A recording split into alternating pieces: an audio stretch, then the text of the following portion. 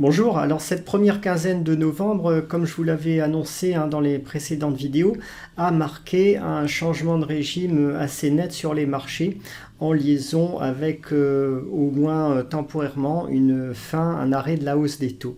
Donc je vous avais dit que je ne m'attendais pas à un marché baissier immédiat parce qu'il y a toujours une phase lorsque l'économie ralentit et approche d'une récession où les taux cessent de monter, commencent à se retourner à la baisse et à ce moment-là, les opérateurs sont soulagés de voir ces taux baisser. Ils se disent qu'on va avoir un soft landing, que tous les problèmes économiques qui étaient provoqués avant par la hausse des taux vont s'améliorer.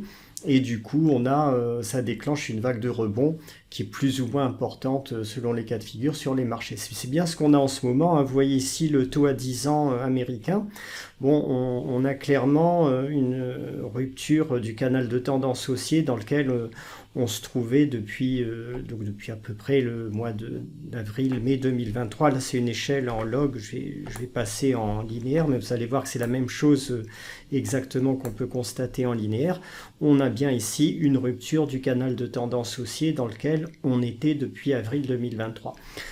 Très probable pour moi qu'on continue à voir ces taux baisser dans les semaines, dans les mois qui viennent. Je ne pense pas que ça va être un mouvement de long terme. On va sans doute pas revenir à des niveaux de taux zéro comme on avait après le Covid, mais on pourrait retracer à l'occasion de la récession qui arrive quand même une part significative de la hausse qui a été réalisée avant.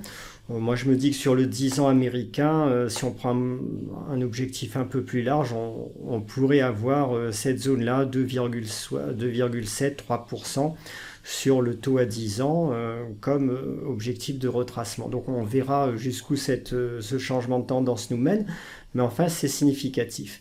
Alors la conséquence de cette baisse des taux est d'avoir enclenché un mouvement de rebond sur les marchés, mais ce mouvement de rebond, il est assez hétérogène pour l'instant et sont vraiment les secteurs qui avaient le plus souffert de la dernière vague de hausse de taux, c'est-à-dire la poussée de hausse de taux qu'on avait eue entre juillet, août et la mi-octobre sur les marchés. En fait, on avait une phase d'espoir, on va dire, des opérateurs jusqu'au mois de juillet 2023 à peu près, où les opérateurs se disaient ah bah là c'est bon, les taux commencent à s'arrêter de monter. Ça avait déclenché là aussi un petit mouvement de hausse des actions. Et puis il y avait une déception ensuite à partir du mois de juillet avec une nouvelle poussée haussière sur les taux. Et là, du coup, on avait eu un crash de tous les secteurs sensibles au taux, principalement les valeurs du secteur immobilier, toutes les small mid caps endettées et même certaines small mid caps peu endettées qui ont été entraînées aussi à la baisse par le mouvement général des marchés et aussi le secteur des pays émergents qui est assez sensible au taux. Du coup, maintenant, ces secteurs rebondissent fortement. Vous avez ici par exemple le secteur des promoteurs immobiliers américains. Vous voyez, depuis le début novembre, on est passé de 1650 à 2015, donc un rebond très puissant. On observe ce rebond aussi sur certains promoteurs immobiliers français. L'indice des pays émergents, lui aussi, commence à rebondir sensiblement. Vous avez ici le tracker EM des pays émergents mondiaux. Bon, vous voyez qu'on a un rebond significatif qui commence à se mettre en place, alors qu'on avait eu quand même une longue phase de baisse auparavant, de sous-performance de ce secteur. Le tracker VanEck Vietnam, à titre d'exemple, lui il avait perdu, donc il était passé de 15,5 à 11,5 sur la dernière vague de baisse liée à la hausse des taux de la fin de l'été. Et puis là, vous voyez qu'on entame un début de rebond. Je pense que c'est pas fini. Je pense qu'il y a encore du potentiel de rebond sur ce tracker si le mouvement de baisse des taux se poursuit dans les semaines et les mois qui viennent. On a d'autres secteurs qui peuvent être intéressants. Bon, il y a certaines small caps, vous avez la valeur Tuax par exemple, c'est une valeur qui est très endettée, valeur de conteneurs qui exploite des conteneurs. Donc c'est une valeur qui avait beaucoup baissé là aussi depuis le mois d'août 2023 et qui depuis commence à se reprendre. Et là aussi, bon, je ne m'attends pas à ce qu'elle fasse une performance fantastique dans les années qui viennent, forcément à cause de son niveau d'endettement, mais pour jouer un rebond de court terme à quelques semaines, quelques mois, ça peut être un support intéressant. Alors, de façon générale, hein, vous avez l'indice CAC Small aussi, vous voyez, qui a rebondi de façon significative. On a vu un effondrement du CAC Small avec la baisse de fin d'été liée à la poussée haussière sur les taux, et depuis ça, donc ce CAC Small rebondit quand même assez sensiblement, hein. On était à 9500, on est passé à 10 800, ça veut dire qu'on a gagné pas loin de 13%. Depuis le creux de la fin octobre, donc un rebond vraiment significatif. Et là aussi, ça a de bonnes chances, je pense, de se poursuivre dans les semaines et les mois qui viennent avant qu'on entame le vrai marché baissier. Si vous voulez des stratégies encore plus offensives, hein, vous pouvez tenter des trades de court moyen terme sur des promoteurs très endettés. On a par exemple Nexity qui avait énormément baissé et qui là aussi pourrait entamer un petit mouvement de rebond lié au mouvement de baisse des taux qui est en cours.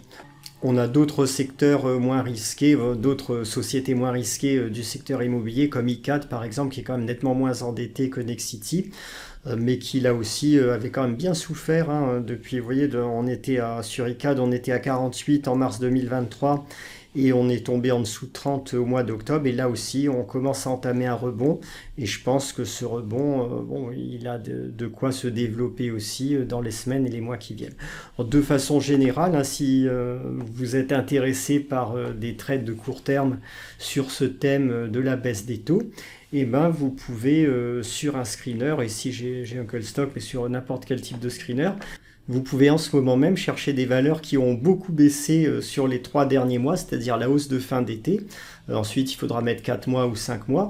Donc là, j'ai mis par exemple un seuil à moins 20%, et qui ont rebondi dans les 15 derniers jours, c'est-à-dire depuis le début du mois de novembre. Là, j'ai pris un rebond de 10%, et ça va vous donner des graphiques à la Touax, hein, des valeurs qui ont fortement fléchi avec la hausse des taux de fin d'été et qui ont rebondi ensuite et qui peuvent continuer leur rebond ultérieurement. Donc vous pouvez sélectionner comme ça des stratégies de screening à court terme. Je pense que je vais publier quelques résultats dans la lettre PEA pour les abonnés qui souhaiteraient avoir des opportunités de ce type dans les semaines qui viennent.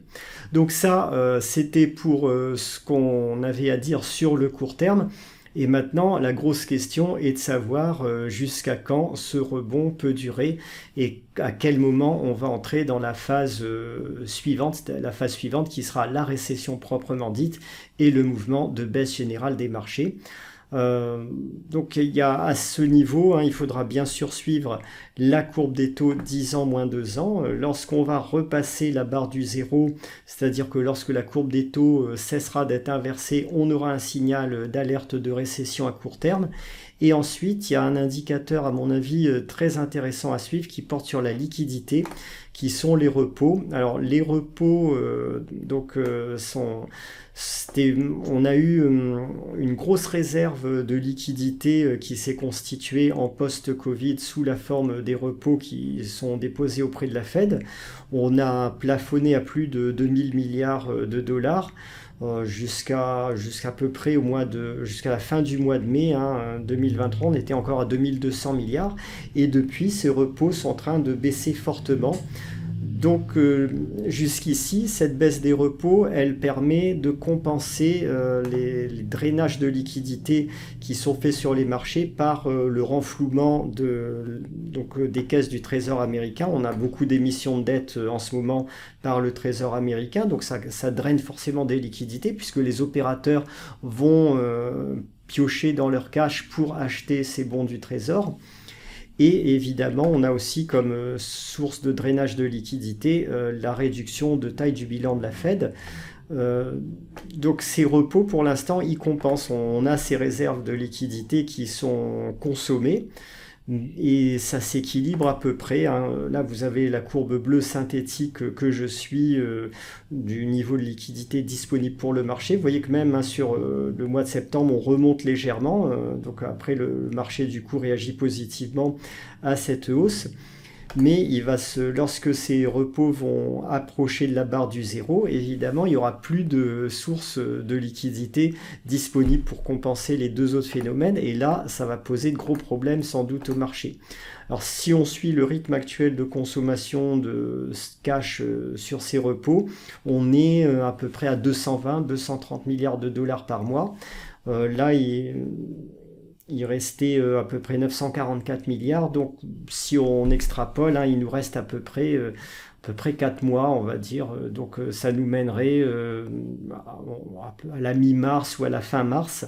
Euh, on va dire qu'au niveau du mois de mars, il va se poser un problème clair de liquidité sur les marchés. Sans doute que la Fed, à ce moment-là, devra complètement abandonner sa politique restrictive, plus ou moins en catastrophe, parce que si elle continue sur cette voie-là, il y aura des tensions pratiquement insurmontables sur le système financier.